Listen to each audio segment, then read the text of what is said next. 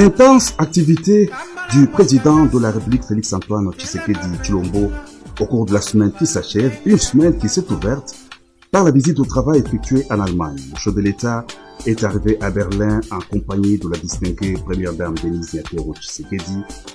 Sa mission était axée sur des questions liées à la coopération économique et la sécurité.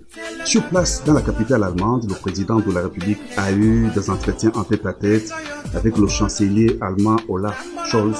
Les délégations de deux hautes personnalités se sont réunies en séance de travail au cours de laquelle elles ont débattu sur la coopération économique entre Berlin et Kinshasa et sur la crise sécuritaire dans l'Est de la République démocratique du Congo.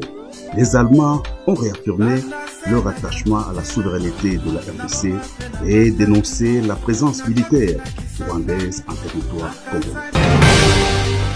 En visite officielle à Paris, la République française a déroulé tous les protocoles d'accueil à son hôte de marque, le président Félix-Antoine Tshisekedi Tshilombo. À l'aéroport de Orly, le chef de l'État et la distinguée première dame ont été salués à leur descente de l'avion par Madame Chrysoula Zakharopouli, secrétaire d'État chargée du développement et des partenaires internationaux. Deuxième accueil solennel, c'est à la mythique place des Invalides, au cœur de Paris. Le président de la République a reçu les honneurs militaires. Il a passé en revue le détachement de la garde républicaine française. La diplomatie parlementaire était au cœur des rencontres du président de la République à l'Assemblée nationale et au Sénat. Le chef de l'État a eu des entretiens avec le président du Sénat, Gérard Larcher, entouré du président du groupe d'amitié France-Afrique centrale, Guillaume Chevronier, et de Madame Sophie Primat, vice-présidente du Sénat. Le président Félix-Antoine Tshisekedi Tshilombo a exploré plusieurs perspectives de coopération dans le cadre de la diplomatie parlementaire. À l'Assemblée nationale française, le président de la République a été accueilli au perron de l'hôtel de la Salle par Madame Yael Ron-Pivet, présidente de la Chambre basse du Parlement français. La rencontre a été marquée par des entretiens fructueux dans le cadre de la coopération parlementaire approfondie. Le tête-à-tête Emmanuel Macron-Félix Tshisekedi a eu lieu le mardi 30 avril au palais de l'Élysée. Au terme de leur entretien, les deux chefs d'État ont animé un point de presse au cours duquel ils ont passé en revue des questions de coopération bilatérale et l'épineuses questions sécuritaires dans l'Est de la RDC. La France ne transigera jamais sur l'intégrité du territoire de la RDC. Elle condamne toute agression et demande au Rwanda de cesser tout soutien au M23, a déclaré le président Macron. Au terme de sa visite officielle à Paris, le président de la République, accompagné de la distinguée première dame Denise Nyakero Tshisekedi, a eu des échanges avec la diaspora congolaise de la France. Le chef de l'État a présenté aux compatriotes les axes prioritaires de sa gouvernance au cours de son quinquennat en cours. Il leur a aussi présenté son programme de développement de 145 territoires. Au sujet de l'insécurité dans l'Est de la RDC, le président de la République en a vivement appelé à l'unité nationale face aux agresseurs de la RDC.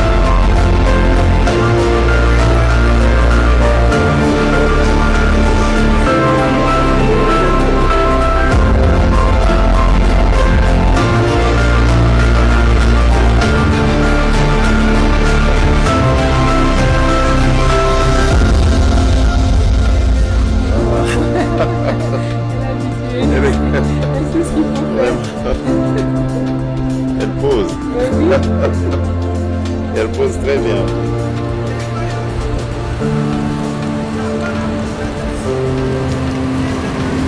Deuxième jour de la visite du président Félix Tshisekedi à Antalya, en Turquie, où il a reçu ce samedi en audience le Premier ministre hongrois Viktor Orban, qui a tenu à féliciter en personne le président congolais pour sa réélection lors de la présidentielle du 20 décembre 2023. Lors de leur entretien, les deux hommes politiques ont abordé des sujets d'intérêt commun, parmi lesquels la volonté de renforcer la coopération bilatérale par le biais entre autres d'échanges commerciaux entre la Hongrie et la République démocratique du Congo. Le président Tshisekedi a ensuite accordé une audience à une délégation d'investisseurs turcs menée par M. Ahmet Albayrak, président du groupe Albayrak, une société de construction active sur 3 continents et qui emploie à ce stade 20 000 personnes réparties en Turquie, en Somalie, en Guinée-Conakry, en Azerbaïdjan, au Pakistan et au Maroc. Nous sommes en même temps spécialistes de réaménagement urbain, aussi embellissement de la ville. C'est pour cette raison que son Excellence nous a demandé de faire la même chose en Guinée aussi, parce que nous avons une expérience et un savoir-faire pour la gestion de système municipal. Sur la table des conversations, l'assainissement de la ville de Kinshasa, le désengorgement de la route menant à l'aéroport international de Njili, ainsi que l'agriculture. Donc nous avons déjà assumé la responsabilité de l'assainissement public d'une certaine partie de la ville de Kinshasa. Donc nous avons déjà commencé aux études. Les équipements pour l'assainissement public, surtout les véhicules, 70 véhicules, ils sont déjà à Kinshasa, il est déjà dans les douanes. Donc nous avons déjà envoyé 2000 conteneurs de ramassage de déchets en Congo. Dans 20 jours, on va commencer d'une manière structurelle l'assainissement public de la ville de Kinshasa. Nous avons aussi un système de bus rapide que nous gérons à Conakry en Pakistan. Les habitants de Kinshasa, ils souffrent de l'embouteillage dans le centre-ville.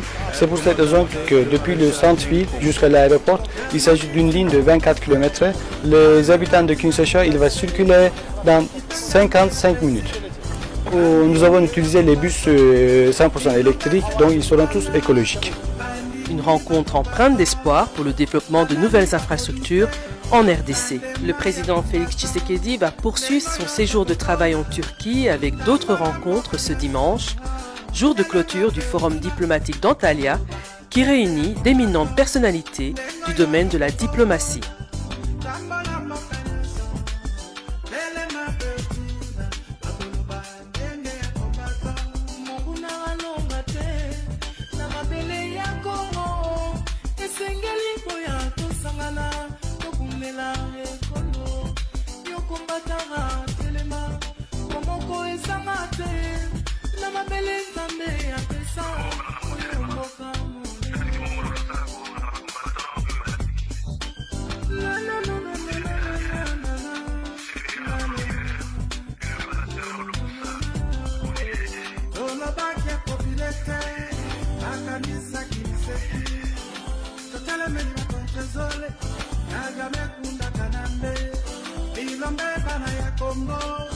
On dirait que l'Angleterre, Bana ya Kimbangu, Balobi Bakolonga, Nengo Yotokobola, Lambo Lambo Kanyoso, Elena Beutuna, Bakoluba, Nenge ya Kombato, Nengo Yotokobola, Lambo Lambo Kanyoso, Elena Beutuna, Bakoluba, Nenge ya Kombato.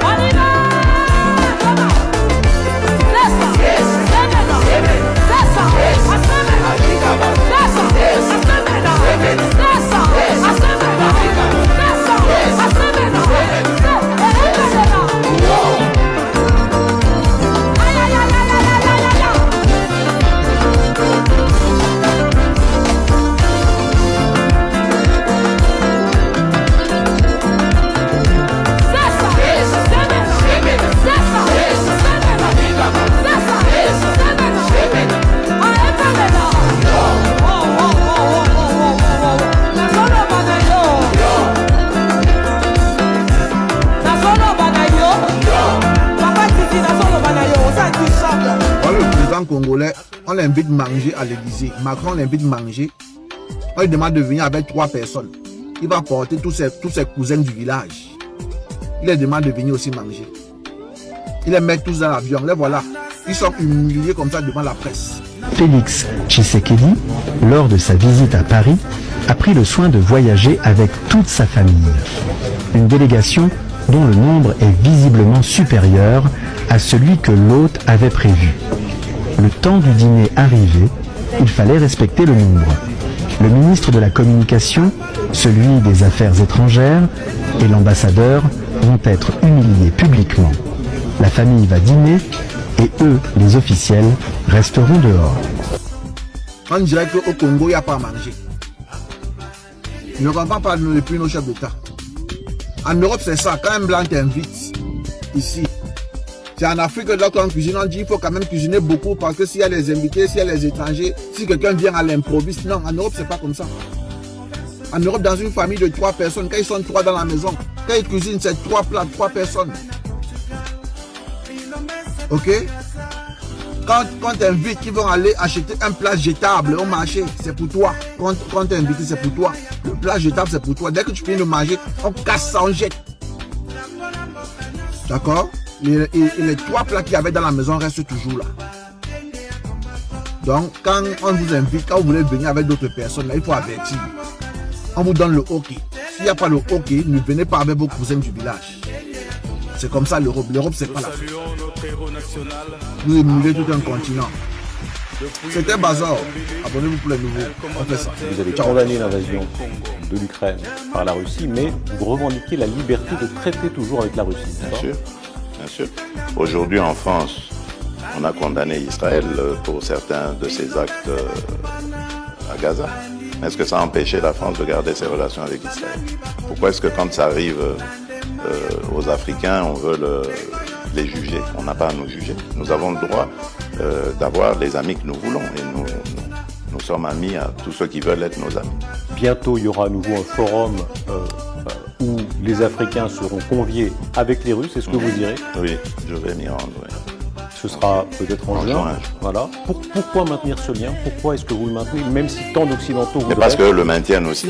Les Russes veulent de l'amitié avec l'Afrique et avec la RDC. Pourquoi est-ce qu'on va la leur refuser?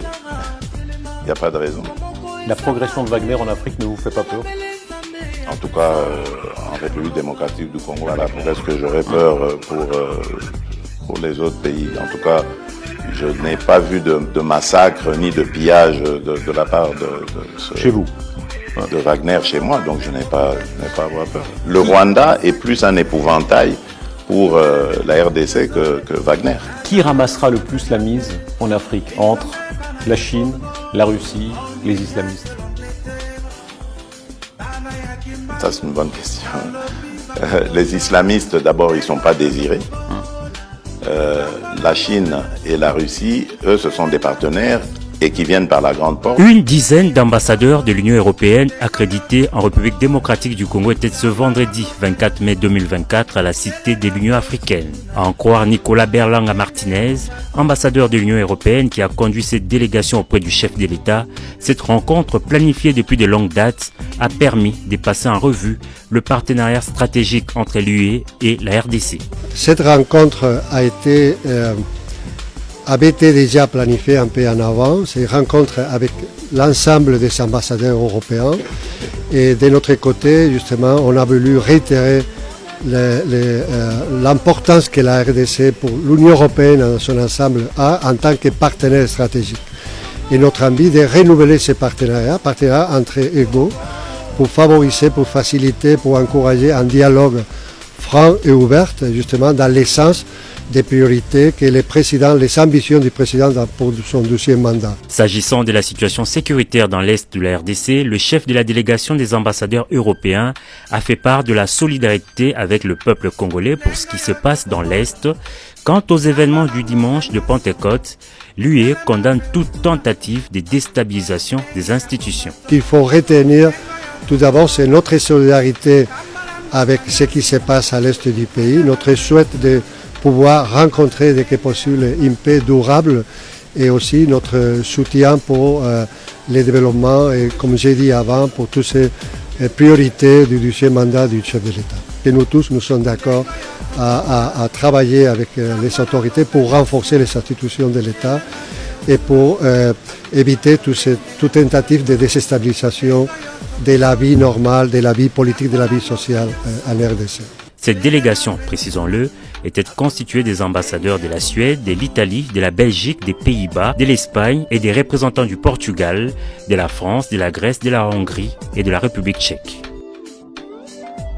J'ai été invité à participer à une rencontre du président de la République démocratique du Congo avec la diaspora congolaise de France à Paris le 1er mai 2024. J'ai accepté l'invitation car je me suis dit que c'était l'occasion de lui dire ce que j'ai à lui dire en face. Arrivé sur place, il y avait du monde qui se bousculait à l'entrée. On se serait cru à un concert de Fali. Le personnel de sécurité était complètement dépassé. Et heureusement, la connaissance d'un membre du protocole m'a permis d'éviter la bousculade et d'entrer sans encombre. Le rendez-vous était fixé à 12h. Certains étaient là depuis 9h. C'est nul, alors nul. On ne peut pas comprendre que le responsable de sécurité, une rencontre est prévue à midi, selon le programme. Jusqu'à 13h, il n'était pas là. Et nous autres, là, nous sommes venus arrivés à 9h40. Il n'y avait encore personne, il y avait 4 personnes. Là, il est presque 13h35. Il fallait les Le président de la République démocratique du Congo est arrivé, approchez-vous bien, à 16h45. Il est venu accompagné de son épouse. Et chers compatriotes, que c'est important que nous restions unis. Celui qui est donc uni, l'ennemi ne passera pas. Aujourd'hui, on utilise le Rwanda. Le maréchal et en précisant qu'il devait repartir car il avait d'autres et qu'il n'accepterait que 4 questions. Alors, imaginez-vous la frustration des personnes qui ont patienté depuis 9h du matin. Je ne donnerai pas plus de commentaires sur l'organisation de cet événement, car ceux qui ont participé sur place ont été témoins directement. Voilà. Moi, cependant, il y avait 3 questions phares que j'aurais souhaité lui poser. Mais cela ne s'est pas fait car le président de la République démocratique du Congo était very busy. Ok. Donc, les questions, je vais les poser ici. La première question porte sur la position géopolitique de la République démocratique du Congo. Et je dis ceci, il n'existe pas de guerre isolée entre 2 pays. Les conflits impliquent toujours des alliances de nations contre d'autres alliances de nations. Alors ma question est, comment peut-on obtenir une victoire militaire ou stratégique quand les alliés que le président a choisis sont la France, les États-Unis et les Américains entretiennent des liens étroits avec nos adversaires? Ça, c'était la première question. La deuxième question porte sur la spoliation des biens immobiliers des Congolais en République démocratique du Congo, due à une mafia foncière. Je dis même mafia car c'est le terme approprié. Une mafia foncière qui sévit depuis trop longtemps avec impunité. Et je ne vous évoque même pas la gestion désastreuse du domaine foncier. Alors, Monsieur le Président, quand est-ce que l'on va véritablement numériser et sécuriser le domaine foncier pour en terminer avec ce fléau? Car la diaspora ne va plus acheter de terrain au Congo à cause de cette mafia. Et cette mafia, en plus, se cache derrière les autorités de l'État. Ça peut être des ministres, des généraux ou bien des juges. Ma troisième question porte sur le GoPass et les prix élevés des douanes, des frais de douane.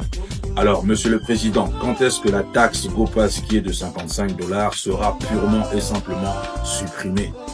Et quand est-ce que les frais de douane, surtout les frais de douane maritimes, seront revus à la baisse? Car cela asphyxie les Congolais de la diaspora qui veulent. Stand together, we stand as one, we will not be broken, we'll overcome, this is our battle.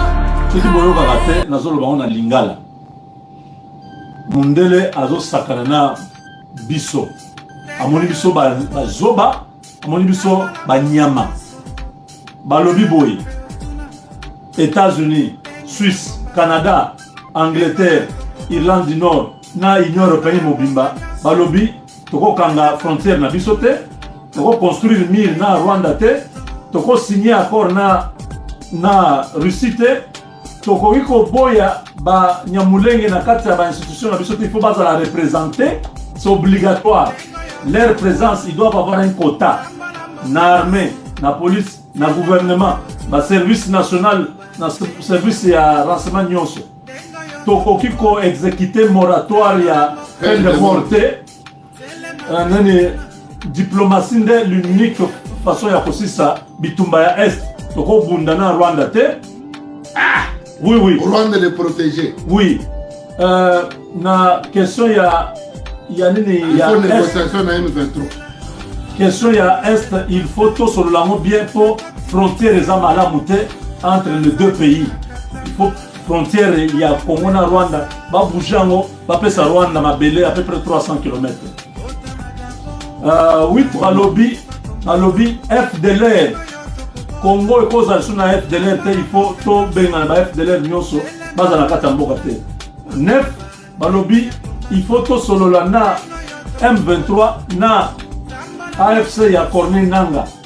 To solo lango bien parce que bango basi bazu déjà parti monene ya mboka tokoki koboya kosola na bango te po tosala brassage na mixage ya sika 10 balobi tozela toyamba 100 000 réfugiés congolais oyo bazala na Rwanda bazonga na Congo.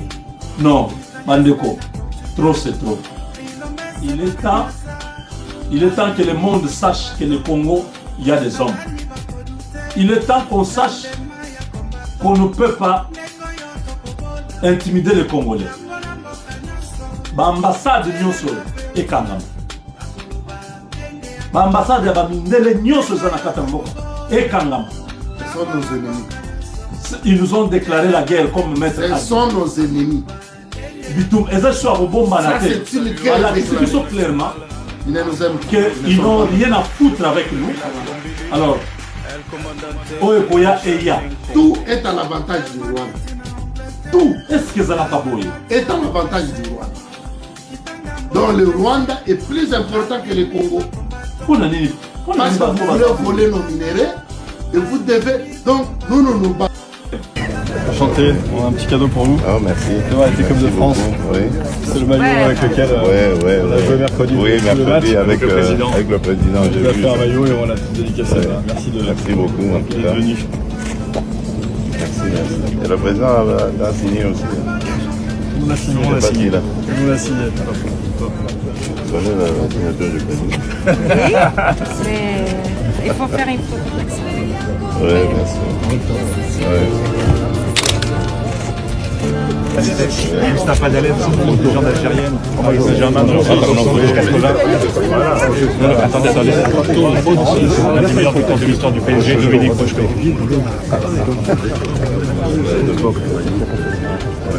Signé par l'intégralité des joueurs du PSG. Vous connaissez tout ça? Oui. Christian Carambeu, vous connaissez les monuments? Oui, bien sûr. Le champion du monde.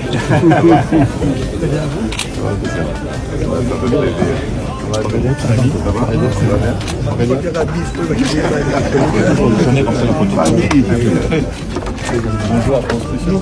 La merveille. Champion de MMA. Monsieur Mbappé. Ah oui, le vieux Mbappé.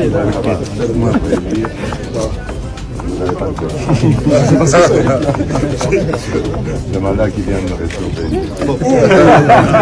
Je vous invite à prendre la photo et puis après on la photo. Les salutations.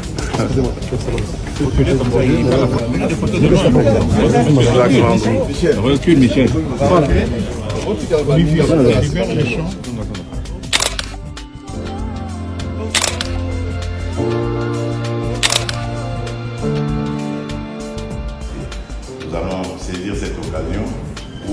développer le football au Congo, mais nous savons que ça aura un impact aussi en Afrique.